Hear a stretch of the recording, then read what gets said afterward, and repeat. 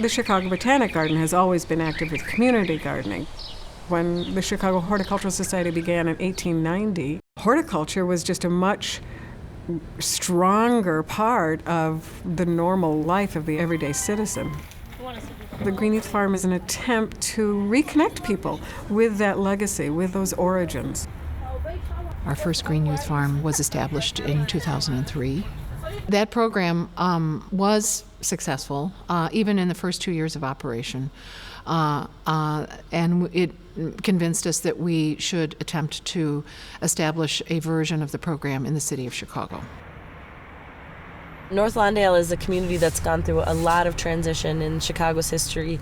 We had done a lot of work in the community, so we were familiar with a lot of the issues of community disinvestment, struggling schools, kids not having a lot of things to positively engage them after school and during the summer. It was an area that we were seeing a lot of need for this type of activity. And in addition to that, we had been working for several years with neighborhood housing services on their Neighbor Works Day, where they were, basically fulfilling a lot of that need by bringing up the housing stock, helping out with community gardens. So we were volunteering and providing plants and materials for those days. So we already kind of had this relationship. And they said, what if we did something a little bit bigger, something more permanent? And we were kind of looking at the same thing at the same time.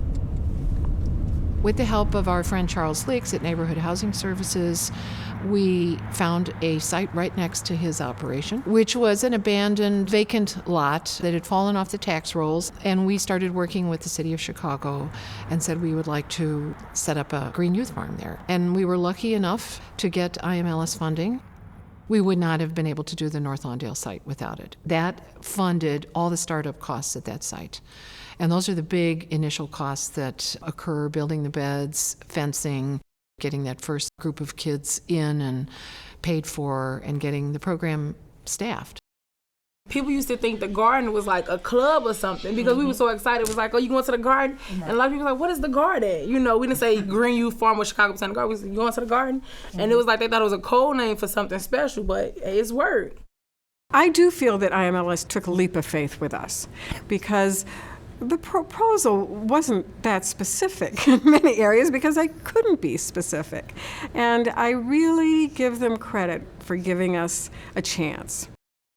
We made compost as well. We had to learn how to make compost. Hops. Right. And so it was like, by us learning how to do it, we did it hands-on. It wasn't nothing like, oh, well, here, guys, all you got to do is water it today and go home. No, we worked. You want us to do the whole thing?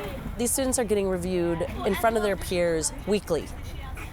It's hard to give that type of intense evaluation to someone in that kind of setting, and it's also hard to receive it. And what we found with a lot of the students, it was really hard for them to receive the positive feedback. One girl started crying. She didn't think she deserved it. No one had ever talked to her like that. We hated weeding, because it was work. So we wasn't used to work. And now it's like, you get your work done, you'll be finished, you move on to the next assignment. Maybe you move on to something that you enjoy doing. We like, we love watering because it wasn't nothing. We were just sitting there holding the water hose, So like me, I work in retail now. We got stocking and things like that. Certain areas I like doing, but I know in order to get to that area, I have to finish what I don't like. I know for me, the Green Youth Farm really life-changing because y'all know, because when I first came there, I was just so shy. I wouldn't talk to nobody or nothing. And over the years, I got more, just more into people, whatever and such. More talking to people, hang out with them and such. And really did improve me.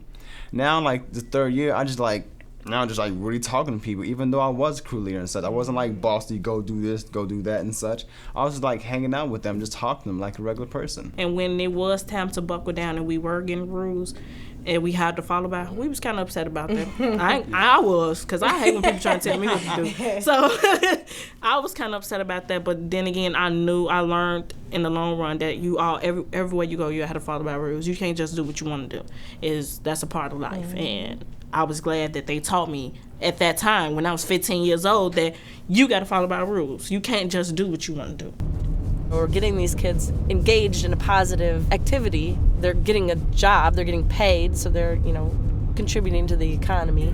And we're also growing a lot of food.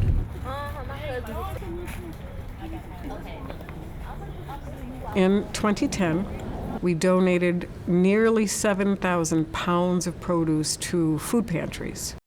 That's great because like once they expand your mind about what you're eating and such and like what's going on in your body, and then like just open your mind to different things like, oh, like what's going on in my relationship and like what's other stuff, whatever. You know, it just like really expands your mind once you get that little thing open up. It's amazing that how the garden has changed us and like changed our diets, our lives, our personalities, it's changed a lot about us. We never thought that it would. That just a little summer job that we was doing can change our whole perspective of everything over life. Beautiful. The operations of the garden's food service incorporates the Green Youth Farm produce into our cafe. The Green Youth Farm is one of our vendors that we buy from here for the cafe at the garden and for our special events. And our chef, Mike Kingsley, works directly with the Green Youth Farm folks, find out what's in season. Over the past 10 years especially, the role of public gardens and botanic gardens has evolved dramatically, and the kind of activity that is sponsored through the Green Youth Farm is increasingly prominent.